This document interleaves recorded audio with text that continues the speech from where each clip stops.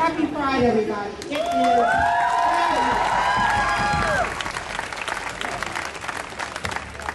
is fabulous to see you. Fabulous. Every year they say, do we need a pride? Well, there, people here for a pride. And every year you come. We are living in some extraordinary times, aren't we? Times where we have taken amazing strides towards equality that just a few years ago people said would not happen. I'm talking about Iowa.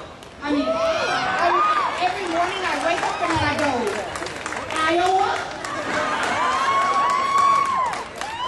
And I got friends from Iowa and they said I can be an adopted Iowan. So, we see equality. I mean, the East Coast, you had Massachusetts, which led the way. You've got Vermont, you've got New Hampshire, you've got Connecticut. It's marching down the East Coast. D.C. is going to recognize it and then go on to try to put on their ballot to recognize marriage equality in Washington, D.C. And I heard a minister from there going, you know what? I'm against it. He said, because you know, they keep saying it's not going to change and affect our families. He said, but you know what? They have that gay lifestyle. They're happy. It's going to affect our families. Well, you know what? I hope it does. You know, we have watched since that dark day here in Michigan when they wrote discrimination into our Constitution. We have watched across the country the arc of the moral universe bend towards justice and equality. It hasn't got here yet, but we've seen it happening. We've seen it voices, we see people changing, we see opinions changing. We see it from the State House to the White House.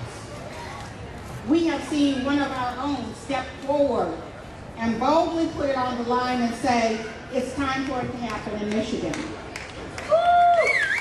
It's the best of times. It's our age of wisdom, our time of belief, our season of spring and hope. But with the best comes the darkness. And we can't forget that. We can't sit back and get all enthusiastic about this and sit on our laurels and say we don't have to do anything. Because I've got 2 words to remind you. Prop 8.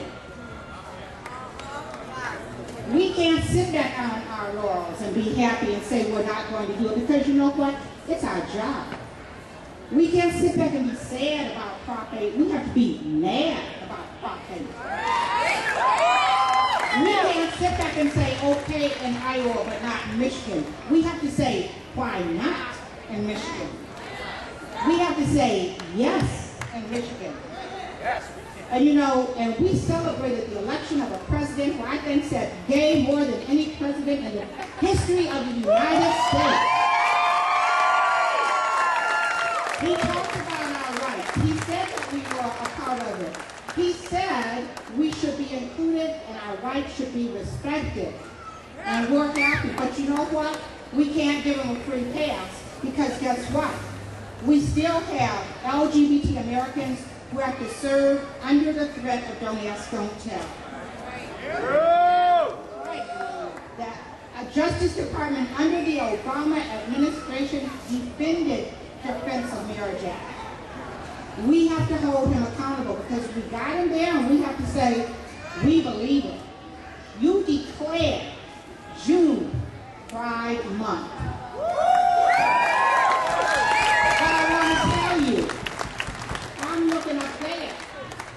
I don't see a rainbow flag.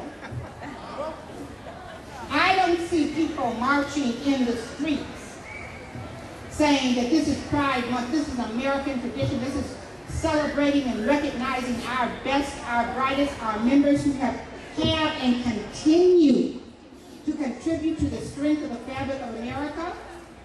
I don't see people walking down the street singing, "Our country 'tis of the sweet land of equality."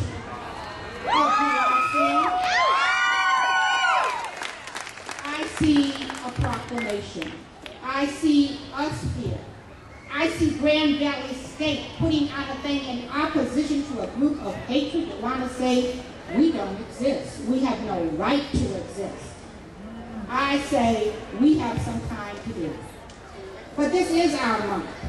And I have this wild, crazy vision that one day from sea to shining sea, on one Sunday in June, in every state capital, there will be a rainbow flag wave. We will march down the streets singing that this is our country, sweet land of equality. And we will sing until then. And you know, they often equate our struggle to the struggle of the African American community. And you know what? Because it's a struggle against discrimination, it's a struggle against hatred. And what I say to you, not only standing here as a woman, who at one point they said, I could not vote, I could not talk, I got that right. As an African American, that I am here, but I come to you and say, as you leave, let this be your anthem. Lift every voice and sing till earth and heaven ring. Ring with the harmonies of equality. We must speak up. We must lift our voices. We must not sit idly by.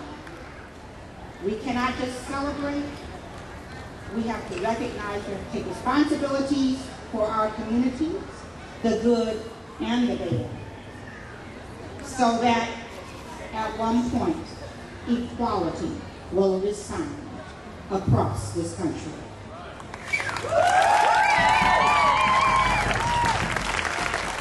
You know, we've been really happy here all day, and we've talked about pride and we've celebrated, and I think that we're all very up. But you know what, there's things that we do have to recognize and understand, that our families are still under attack, that we don't have health care benefits, that we can get fired just for being who we are. But there's another dark thing and a stigma that we don't want to talk about, and we need to talk about, not only because it continues to affect our community, but in the state of Michigan, young people between the ages of 13 and 21 are at risk. They are suffering an epidemic. We are losing a generation to HIV and AIDS.